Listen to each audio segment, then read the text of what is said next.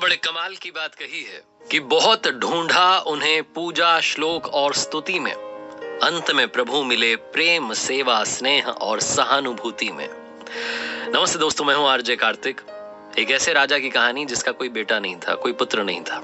वो बहुत परेशान था। अंत में उसे किसी ने कहा कि आप तांत्रिकों के पास जाइए, उनके पास में उपाय होते हैं। तो तांत्रिकों के पास में गया राजा। उन्होंने कहा कि आपको एक छोटे बच्चे की बलि देनी होगी, उसके बाद आपको पुत्र प्राप्ति हो जाएगी। राजा को उपाय समझ में आ गया। पुराने जमाने की कहानी, उस जमाने में ये सब प्रथाएं चला करती थी। राजा ने पूरे राज्य में ढिंढोरा पिटवा दिया कि कोई भी एक छोटा बच्चा राजा को ला करके दे सकता है। जो भी ला करके देगा उसके परिवार को बदले में मनचाहा धन मिलेगा, बहुत सारा पैसा दिया जाएगा। उस राज्य में एक गरीब परिवार था, उनके बहुत सारे बच्चे थे। तो उन्होंने सोचा कि एक बच्चा है, निकम्मा है, नाकारा, कोई काम तो करता नहीं है, इसको दे देते हैं ले जा करके राजा को। हमारे किसी काम का नहीं है, बलि अगर इसकी चढ़ भी जाएगी, अगर ये मर भी गया तो हमें कोई फर्क नहीं पड़ेगा, बदले में बहुत सारा पैसा मिलेगा। ये सोच करके उस परिवार ने उस बच्चे को राजा को सौंप दिया। तांत्रिक आ गए, राजा को बुलाया गया, बच्चे को बुलाया गया, सारी तैयारी की गई बलि चढ़ाने की। राजा ने उस बच्चे से पूछा कि बेटा आपकी कोई आखिरी इच्छा है? तो उस बच्चे ने कहा हाँ, मुझे थोड़ी रेत ला करके दे दीजिए, मिट्टी ला करके दे दीजिए। राजा को समझ में नहीं आया, पता नहीं क्या करेगा।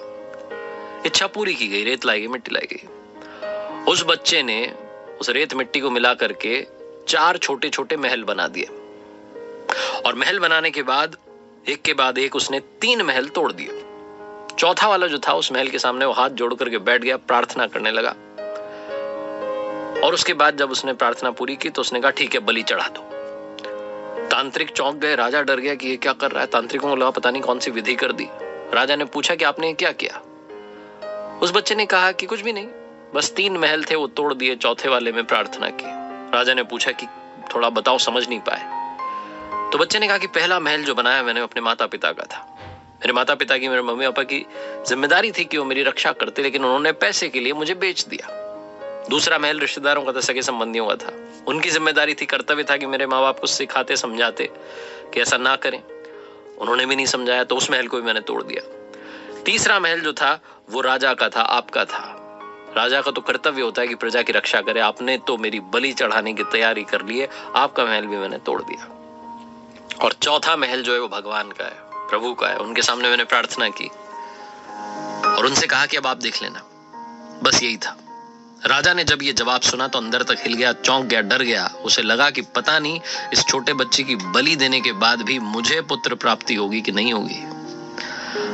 राजा जो था वो इतना घबरा गया कि उसके मन का विचार बदल गया। उसने सोचा कि पुत्र प्राप्ति होगी नहीं होगी ये तो भविष्य की बात है, क्यों ना इस समझदार बच्चे को ही गोद ले लेता हूं और अपना बेटा मान करके राजकुमार घोषित कर देता हूं। राजा ने बिल्कुल वही किया, उस बच्चे को गोद लिया और अगला राजकुमार घोषित कर दिया। छोटी सी कहानी, लेकिन सार ये है कि जीवन में जब सब तरफ से रास्ते बंद हो जाते हैं, दरवाजे बंद हो जाते हैं, एक दरवाजा हमेशा खुला होता है, वो है प्रभु का। वो कभी भी किसी का भी अहित नहीं सोचते हैं। बस उन पर विश्वास रखना शुरू कीजिए, स्नेह के साथ, उनकी श्रद्धा के साथ आराधना करना शुरू कीजिए और आपस में प्यार बांटते चलिए, सहानुभूति बनाए रखिए। एक बार फिर से वही बात जो अक्सर आपसे कहता हूं, ऊपर वाले के आशीर्वाद, अपनी मेहनत और अपनों के प्यार के साथ कर दिखाओ कुछ ऐसा कि दुनिया करना चाहे आपके जैसा। याद रखिए, हर सोमवार सुबह 9:30 बजे मेरे साथ देखिए एक नई कहानी, और हर शुक्रवार सुबह 9:30 बजे मेरे साथ देखिए लर्निंग सीरीज का एक नया वीडियो।